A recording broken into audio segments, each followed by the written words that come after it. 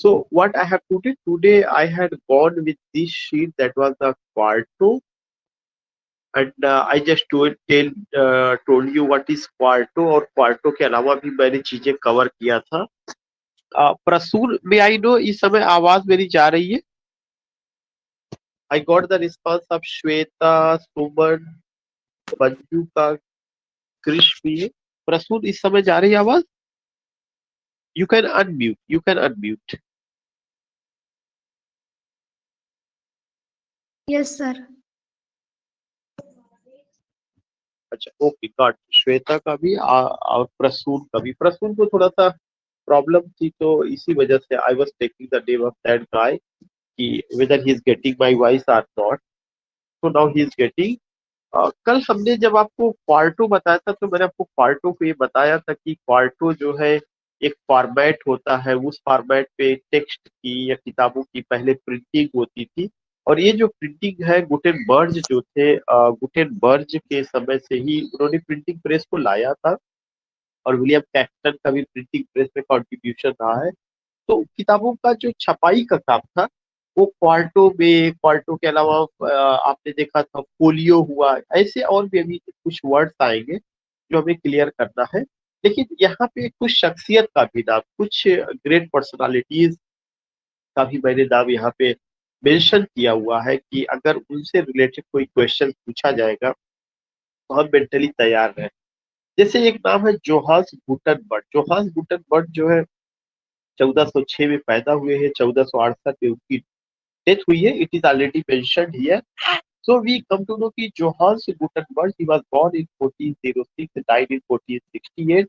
और वो क्या थे? जर्मन इन्वेंटर थे। सबसे पहला पॉइंट हमें यहाँ ध्यान में रखना है कि Johannes Gutenberg belong to Germany. He was a German inventor and craftsman who introduced letter press printing to Europe. उन्होंने क्या किया? लेटर प्रेस प्रिंटिंग को यूरोप में लाया। तो the credit goes to Johannes Gutenberg. he invented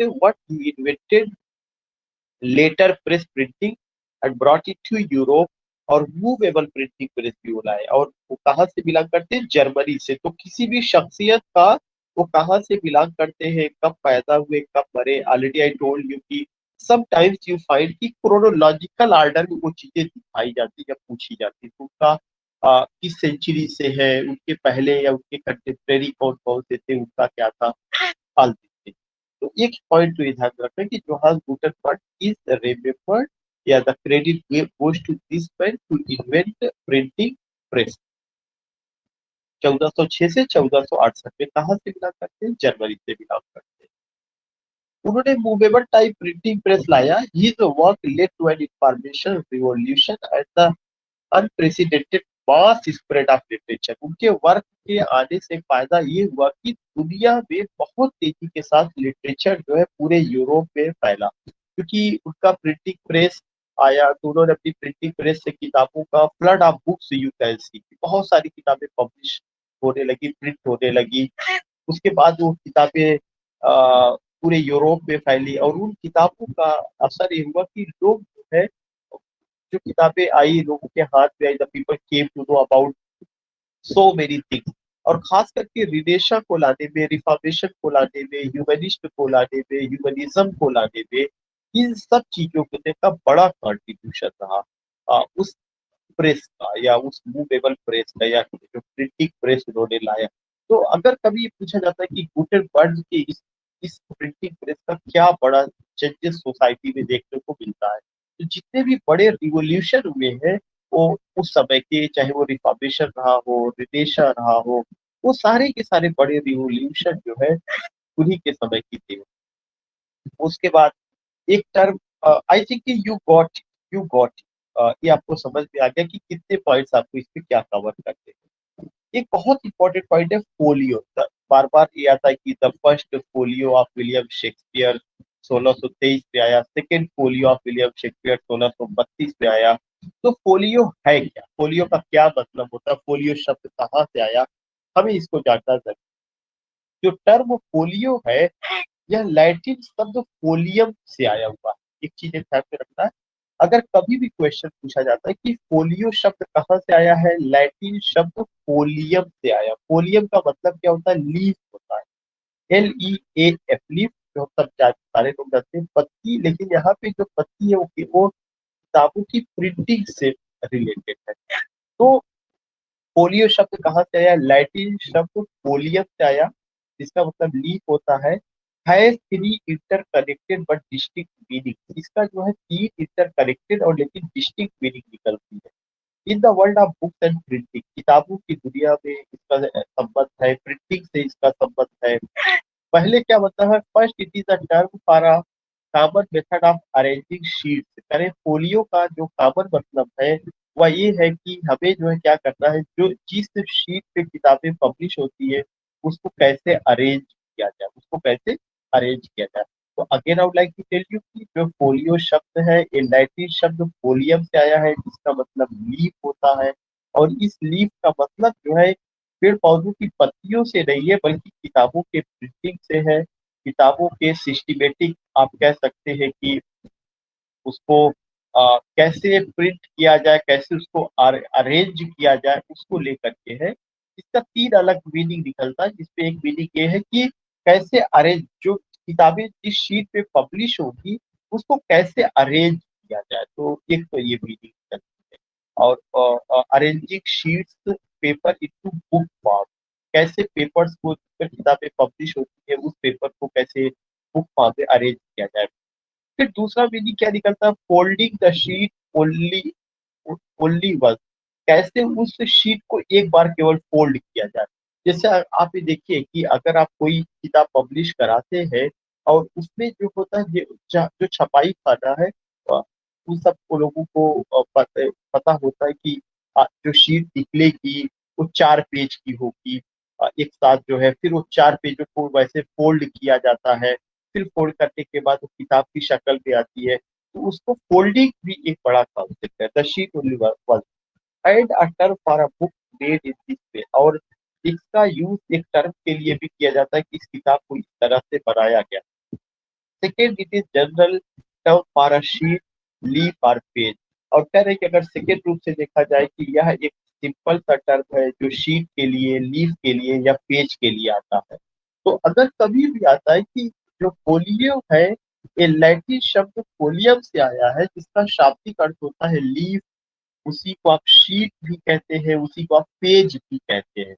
leaf, sheet या page सब कुछ एक ही है। तो लीफ, शीट या पेज से क्या मतलब है, सीधा सा मतलब यही है कि जब हम किताबों की प्रिंटिंग करते हैं तो किताबों की प्रिंटिंग किस पे होता है, पेपर पर होता है, शीट पर होता है, पेजेस उसके होते हैं।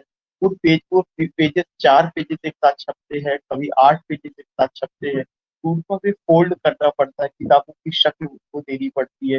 ये जो पूरा प्रोसेस है, इस पूरे प्रोसेस को हम क्या कहते हैं, फोलियो के रूप में, क्वार्टो के रूप में। क्वार्टो में क्या होता है, 4 पेजेस जब एक साथ निकलते हैं तब उसको क्वार्टो कहा जाता है, फिर उसको फोल्ड किया जाता है। क्वार्टो का मतलब क्वार्टर से। फोलियो जो होता है वह लीफ के लिए आया हुआ, उसमें ये नहीं बताया गया कि कितने पेजेस होंगे, इसमें पेजेस की संख्या निर्धारित नहीं होती, यह शीट के लिए होता है। Leaf or page in manuscript, और यह जो है क्या होता है, जो हमारी किताबें होती जो मैन्युस्क्रिप्ट फॉर्म में है या जो ओल्ड बुक्स है उसके लिए। And third, it is an approximate term for the size of the book. यानी तीसरा इसका जो शब्द यूज किया जाता है वह साइज ऑफ द बुक के लिए भी, किताबों की जो साइज है उसके लिए भी इसका यूज किया जाता है।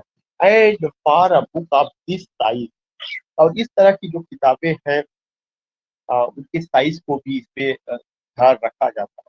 सो जो तीन शब्द आए हुए हैं उसमें से तीसरा मीनिंग क्या है, size of the book. Size of the book के लिए भी फोलियो का यूज किया जाता है। जो फोलियो शब्द है वो शीट के लिए, लीफ के लिए या पेज के लिए भी यूज किया जाता है। जो फोलियो शब्द है वह इसके लिए भी यूज किया जाता है कि किताबों को कैसे हम उसके पेजेस को अरेंज करें, फोल्ड करें। तो इसके तीन मीनिंग है, तीनों आपस में इंटर कनेक्टेड है और उस तरह से चीजें रही है। तो अभी तक हम लोगों ने जो कवर किया, दो शब्द को कवर किया, गुटनबर्ग को, जिन्होंने क्या किया, प्रिंटिंग प्रेस का आविष्कार किया। उनको मैंने बताया कि वो कब थे, 15वीं शताब्दी के थे, 1406 में जन्म हुआ, 1468 में उसकी मौत हुई। ये वाला पॉइंट था गुटनबर्ग का यहाँ। जोहास गुटनबर्ग, वो कहाँ से बिलोंग करते थे? जर्मनी से बिलोंग करते थे। उनके प्रिंटिंग प्रेस का क्या प्रभाव पड़ा? रिनेशा, रिफॉर्मेशन, ह्यूमनिज्म में को लाने में ये बहुत इंपॉर्टेंट रोल अदा किया। फिर जो नया शब्द आया था वो कौन सा शब्द आया था? पोलियो। पोलियो को मैंने ये बताया कि यह लैटिन शब्द जो है पोलम से आया, पोलियम से आया हुआ, FOLIUM, जिसका मतलब क्या होता है? लीफ होता है। और इसकी तीन मीनिंग होती है, ये तीनों मीनिंग आपस में इंटर कनेक्टेड है, बट डिस्टिंक्ट मीनिंग, ये आपस में इंटर कनेक्टेड है लेकिन यह इनका डिस्टिंक्ट मीनिंग भी है। और डिस्टिंक्ट मीनिंग में क्या है? पहला जो मीनिंग पोलियम का मिलता है उसका मतलब होता है कि कैसे हम शीट्स को अरेंज करें, कैसे हम पेजेस को अरेंज करें, कैसे हम लीफ को अरेंज करें कि हमारी जो है किताब सही से पब्लिश हो जाए। दूसरा चीज किसके लिए ये आता है?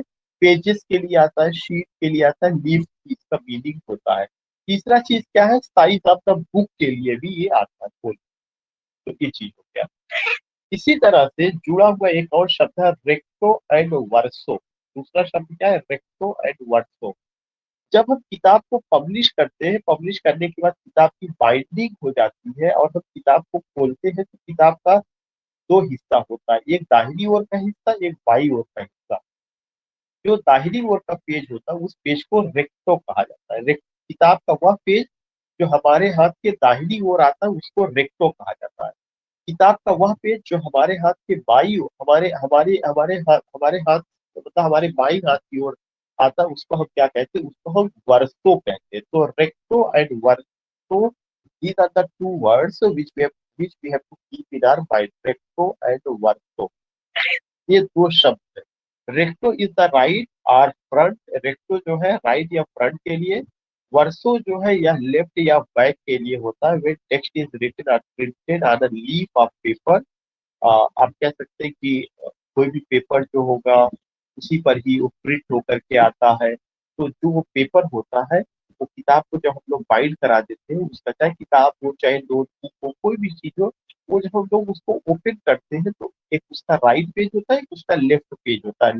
राइट पेज को रेक्टो कहा गया, लेफ्ट पेज को वर्सो कहा गया। इसमें कोई बहुत दिमाग लगाने की जरूरत नहीं, बहुत सिंपल तरीके है, लेकिन ये पूछा जा चुका है, ये पूछा जा चुका, पोलियो पूछा जा चुका है, रेक्टो और वर्सो पूछा जा चुका है। ये सब हमें ध्यान में शब्द को रखना है। इट्स वेरी सिंपल, बहुत आसान है इसको समझना, इसमें बहुत दिमाग लगाने की जरूरत नहीं। रेक्टो एंड वर्सो हो गया है।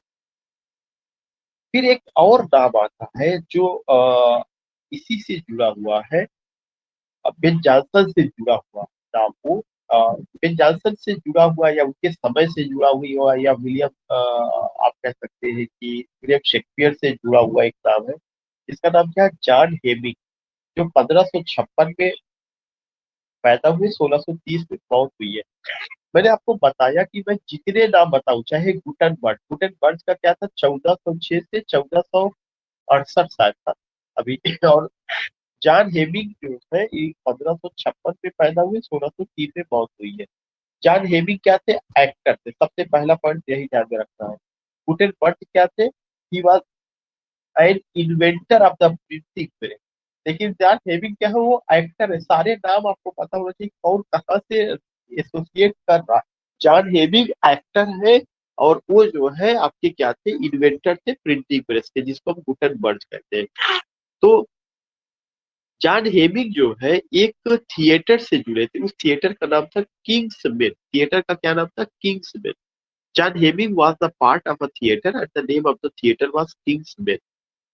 The plying the playing company for which William Shakespeare road.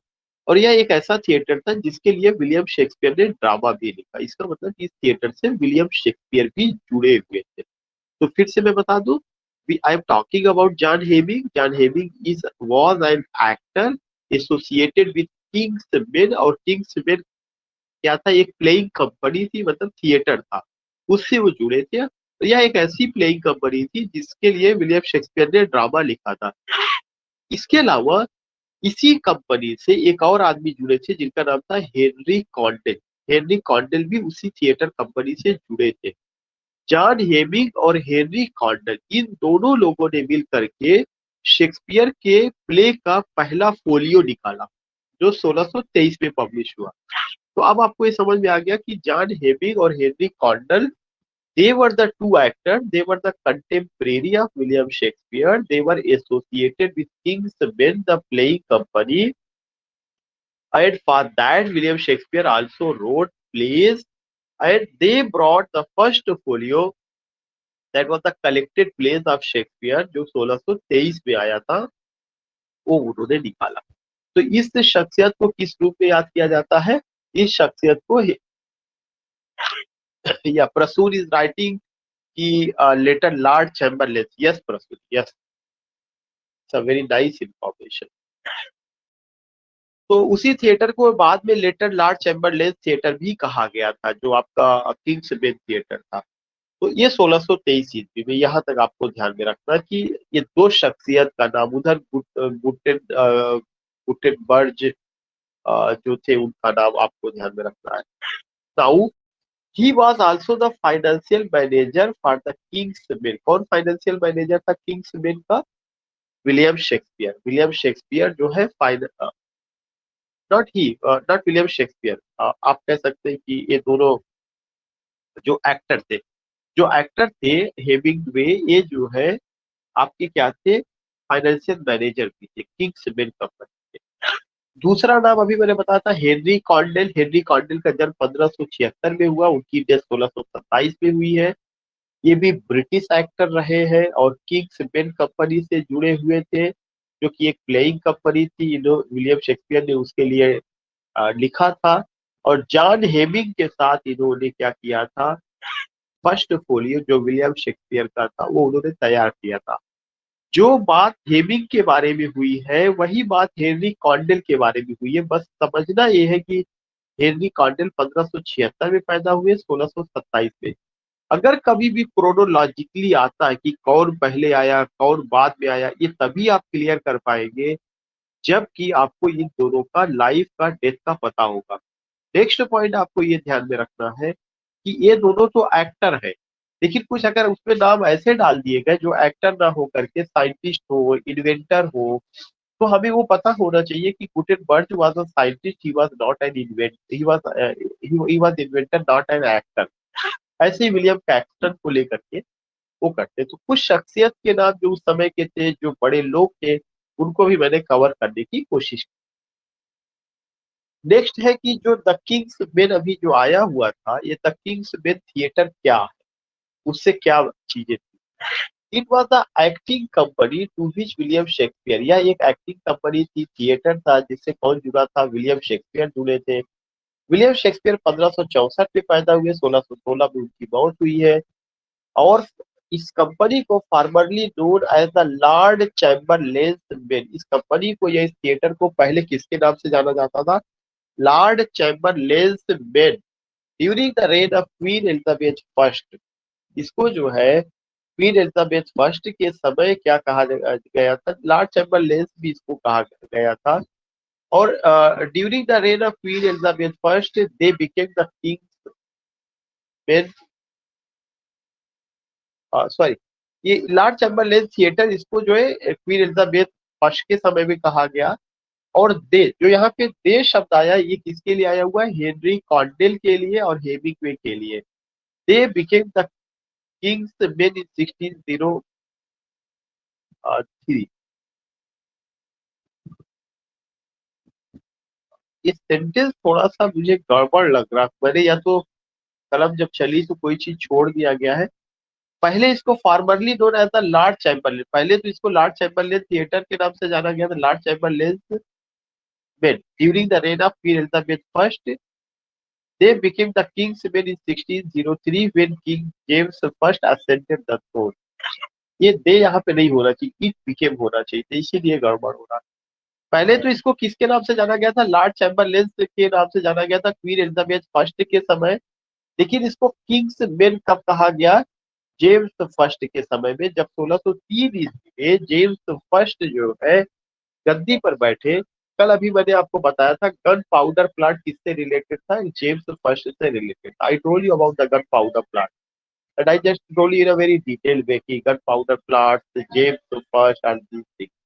तो लॉर्ड चैम्बरलेन थिएटर जो इसका नाम था वह क्वीन एलिजाबेथ फर्स्ट के समय था।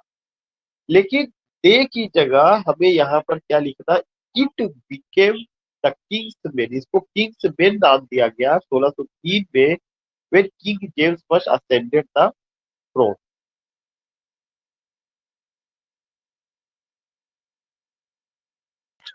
उसके बाद जो है एक पॉइंट आता है, ascended the throne and became the company's patron, और वो जो है कंपनी के पेटर्न भी थे। फिर उसके बाद जो है यहाँ पे एक पॉइंट आता है कि द रॉयल पेटेंट, इसका जो है एक रॉयल पेटेंट हुआ, कब कराया गया, 19 मई 1603 को इसका रॉयल पेटेंट कराया गया, which authorised the King's Men company, और बाद में इसका नाम किंग्स मेन कंपनी, इसका पेटेंट हुआ, बाद में लॉर्ड चैम्बरलेन के बाद जो है इसका नाम क्या रखा गया, किंग्स मेन कंपनी रखा गया। नेम द फॉलोइंग प्लेयर्स, और उसमें जो है फॉलोइंग प्लेयर्स इसमें आए, जो कौन कौन से प्लेयर थे, लॉरेंस फ्लेचर थे, विलियम शेक्सपियर भी इससे जुड़े हुए थे, रिचर्ड बर्बेज थे, अगस्टाइन फिलिप थे, जॉन हेमिंग थे, हेनरी कॉन्डेल थे, विलियम स्लाई थे, रॉबर्ट आर्मिन थे, रिचर्ड काउले थे। सो तो when you talk about this thing कि इसको जो है ये लोग थे या इससे ये जुड़े हुए लोग थे, तो उस पार्टिकुलर चीज को कहा गया। अब दूसरा चीज ये है, प्रसून जी ने एक अभी क्वेश्चन पुट अप किया हुआ है कि इसको चैम्बरलेन या लॉर्ड चैम्बरलेन क्यों कहा गया था। लॉर्ड चैम्बरलेन क्यों को लेकर के अगला पॉइंट, इसी पर ही लोग बात करेंगे कि कैसे लॉर्ड चैम्बरलेन का उपाधि दी जाती थी, क्या होता था, उससे जुड़े हुए लोग कौन थे। तो हमें ध्यान में रखना है कि इस थिएटर का पेटेंट कब होता है, 19 मई 1603 को लॉर्ड चैम्बरलेन थिएटर का, फिर उसका नाम बदल दिया जाता है और क्या कहा जाता है, किंग्स मेन कंपनी कहा जाता है। उससे जुड़े हुए जो 8-9 लोग हैं, 9 लोगों का मैंने नाम आपको बताया, ये नाम आपको रखना है, ध्यान से रखना है कि ये सारे लोग उससे जुड़े हुए थे। उसके बाद नेक्स्ट है कि ग्रूम ऑफ द चैम्बर, एक शब्द आ रहा है groom of the chamber. Groom of the जो चैम्बर है, it was the position in the household of the monarch in early modern England. कह रहे हैं कि जो अर्ली मॉडर्न इंग्लैंड था, अर्ली मॉडर्न इंग्लैंड का मतलब कि रिनेशा, और रिनेशा के कुछ समय बाद क्वीन एलिजाबेथ के समय तक, तो वहां पर क्या होता था, एक पोस्ट होती, it was the position in the household of the monarch, जो राजा होता था उसके घर में एक पोजीशन दी जाती थी, उस पोजीशन को क्या कहा जाता था, ग्रूम ऑफ द चैम्बर कहा जाता था। क्या कहा जाता था, groom of the chamber. If anyone ask you what is groom of the chamber, तो ग्रूम ऑफ द चैम्बर एक पोजीशन होता था, यह पोजीशन किसमें होता था, in the household of the monarch का होता था in early modern India. Next है the Lord Chamberlain of the household, the most senior officer. जो लॉर्ड चैम्बरलेन होते थे, ये सबसे सीनियर ऑफिसर होते थे। जो प्रसून का क्वेश्चन था, चैम्बरलेन शब्द क्या है, या उसको चैम्बरलेन थिएटर क्यों कहा गया, वहां पे वर्ड चैम्बरलेन क्यों आया है, क्यों जुड़ा हुआ है, ये जो है जो चैम्बरलेन होता था, यह जो है क्या होता था, जो राजा का जो हाउस होल्ड होता था उसका सबसे सीनियर ऑफिसर होता था, the most senior officer of the royal house hold of the United kingdom. जो यूनाइटेड किंगडम था, उस हाउस होल्ड का जो सबसे सीनियर ऑफिसर होता था, उसको लॉर्ड चैम्बरलेन कहा जाता था। चैम्बरलेन एक पोजीशन होती थी। इस पोस्ट पर सबसे पहले नहीं, एक आदमी है जिनका नाम विलियम हर्बर्ट नाम था। क्या नाम था, विलियम हर्बर्ट। इस पोस्ट को विलियम हर्बर्ट, जो कि थर्ड अर्ल ऑफ पेम्ब्रोक थे, उन्होंने इस पोस्ट को संभाला। तो लॉर्ड चैम्बरलेन का जो पोस्ट था, वो एक शख्स को मिला हुआ था, विलियम हर्बर्ट को, जो थर्ड अर्ल ऑफ पेम्ब्रोक थे, 1580 से लेकर 1603 तक थे। He was an English nobleman, politician, and courtier. He was as the chancellor of the University of Oxford, और वो यूनिवर्सिटी ऑफ ऑक्सफोर्ड के चांसलर भी बनाए गए थे। And together with king James first founded Pembroke college, और उन्होंने James first के साथ मिल करके पेम्ब्रोक कॉलेज को फाउंड किया था, जो ऑक्सफोर्ड यूनिवर्सिटी का ही कॉलेज रहा है। He served as Lord Chamberlain, उनको जो लॉर्ड चैम्बरलेन की उपाधि दी गई है, जो पदवी दी गई, वो 1615 में दी गई, वो इस पोस्ट पर 1625 तक है। क्योंकि जेम्स फर्स्ट भी 1625 तक रहते हैं और जैकोबियन ये 1625 के बाद खत्म हो जाता है। In 1623, the first folio of Shakespeare's plays was dedicated। 1623 में शेक्सपियर का जो पहला फोलियो आया था वह इन्हीं को डेडिकेट किया गया था और साथ ही साथ इनके ब्रदर फिलिप हर्बर्ट को डेडिकेट किया गया था, जो बाद में जो है 1625 में उनके बाद वो क्या बने थे, लॉर्ड चैम्बरलेन बने। तो ये चीज मैंने कल भी बताया था कि जो फर्स्ट फोलियो था वो विलियम हर्बर्ट को डेडिकेट था और उनके भाई जो है फिलिप हर्बर्ट को डेडिकेट था। विलियम हर्बर्ट कौन थे? विलियम हर्बर्ट जो है ये लॉर्ड चैम्बरलेन के पद को सुशोभित करने वाले व्यक्तियों में से थे। कब से कब तक थे? 1615 से 1625 तक थे, जेम्स फर्स्ट के समय थे। और इन्होंने जेम्स फर्स्ट के साथ मिल करके पेम्ब्रोक कॉलेज को बनाया था। जो पेम्ब्रोक कॉलेज है यह ऑक्सफोर्ड यूनिवर्सिटी से रिलेटेड है और ये ऑक्सफोर्ड यूनिवर्सिटी के वाइस चांसलर थे, not vice chancellor, chancellor chancellor थे।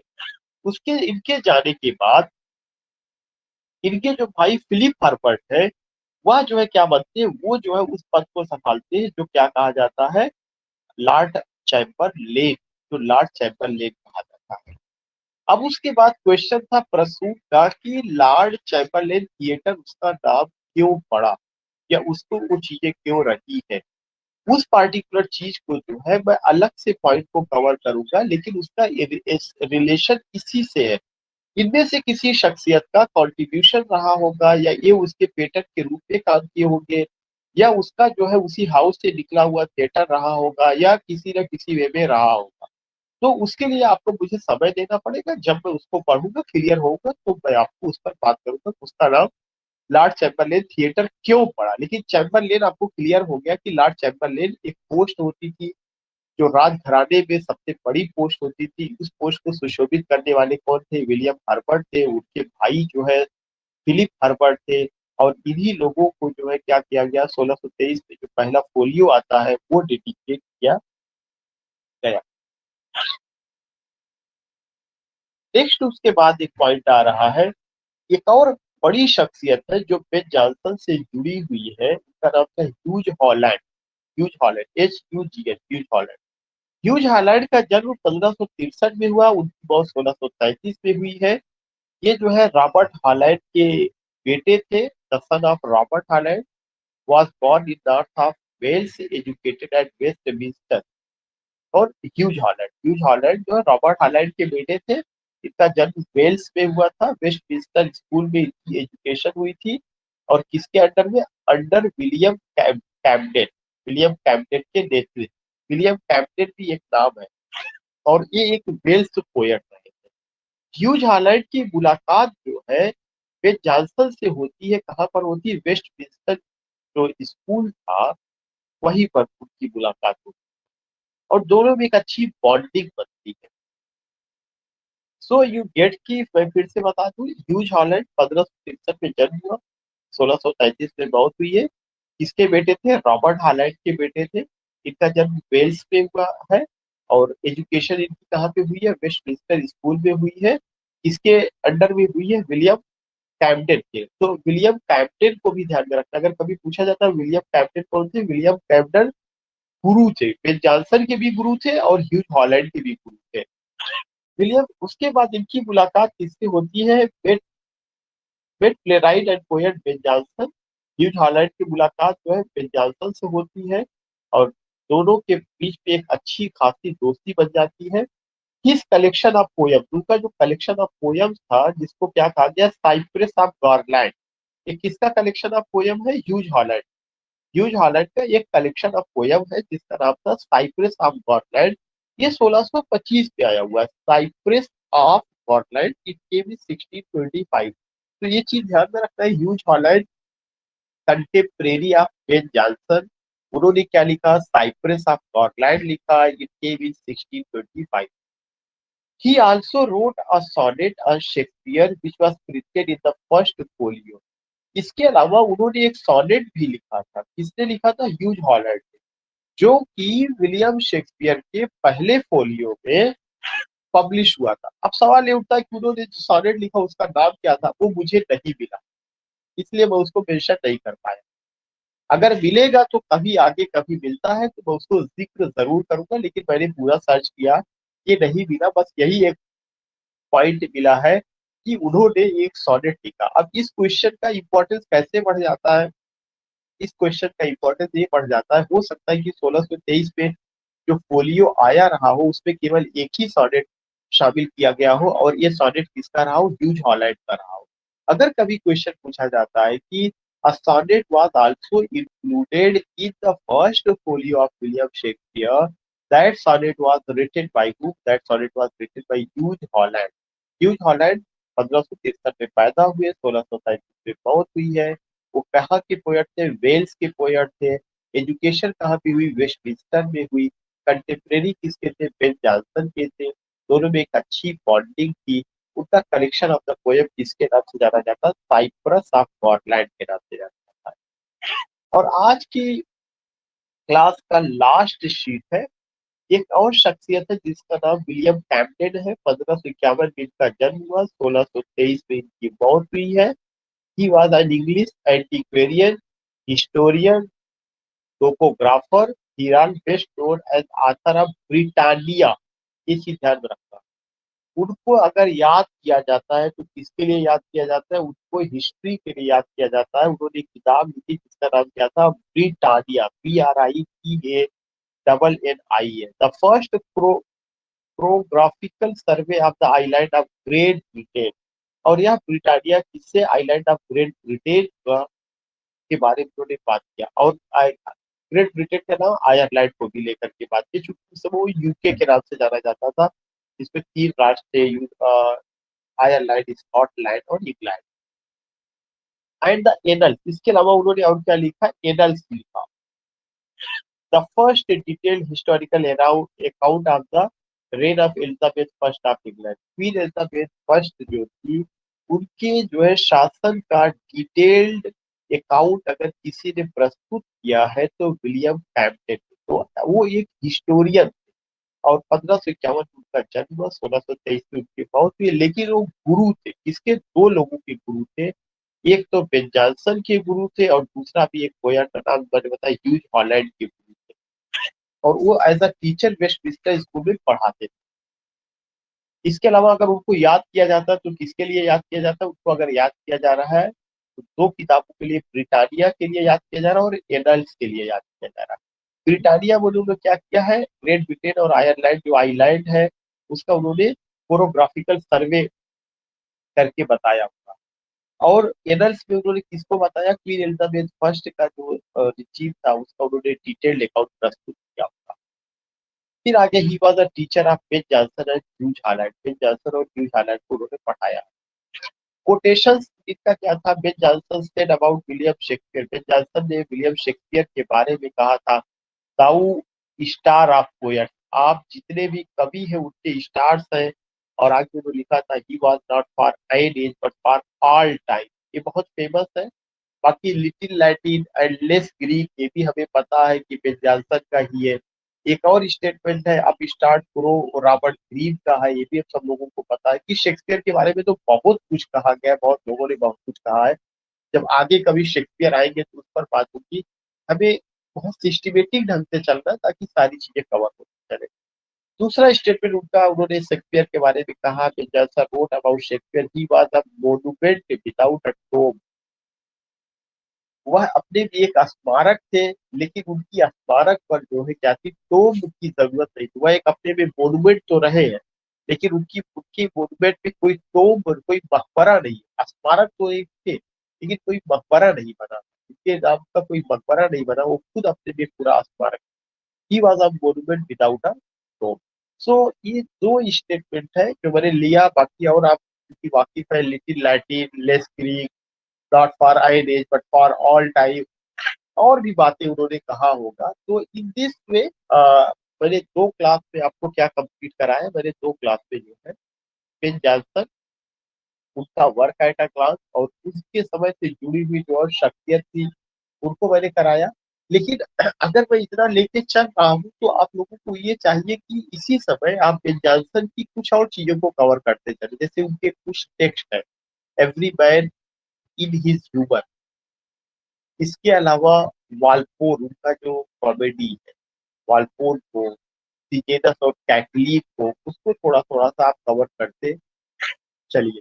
या अगर आपकी राय है, अगर आप चाहते होंगे तो फिर मैं उसको भी कवर करता चलूंगा, लेकिन फिर उसके पैटर्न पर मुझे जो है मिल्टन के भी वर्क को लेना पड़ेगा। जैसा आपका सजेशन होगा मुझे आप पूरा सब रिस्पॉन्स दे दीजिए, ताकि मैं उसी हिसाब से तैयार कर। And also give your feedback, how do you find this session.